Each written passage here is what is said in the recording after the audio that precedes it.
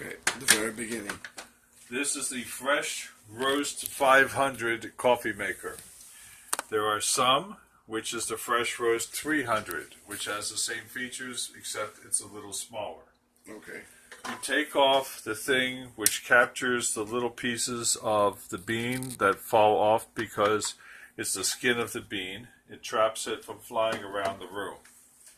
You then get your green beans, which you have bought from some place that sells them, and you put from 4 to 5 scoops into the roaster according to how much you want. So what you want to do is keep them below this band.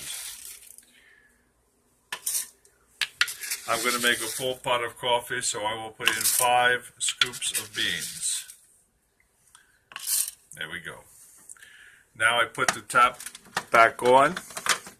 The Fresh Roaster 500 has several different controls. One control is how fast the fan goes, and you can go from very slow to very fast. You want the fan to go fast enough to keep the beans floating around. Okay. You have a temperature control that goes from low, actually cool, all the way up to high. I normally put it on high.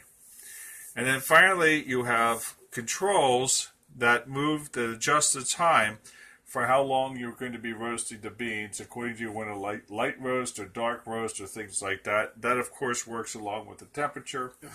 But I set it typically to 5.9 and start it up. And now what will happen is the roaster will start heating up, roasting the beans. The counter will start counting down. Eventually, they will be roasted and it cools it down and goes through a cool cycle. And then you will let the beans stay there for a little while to rest a little bit before you grind them and make your coffee. Nice. Is this 6 minutes in total? It's not really 6 minutes. I think it's just a setting.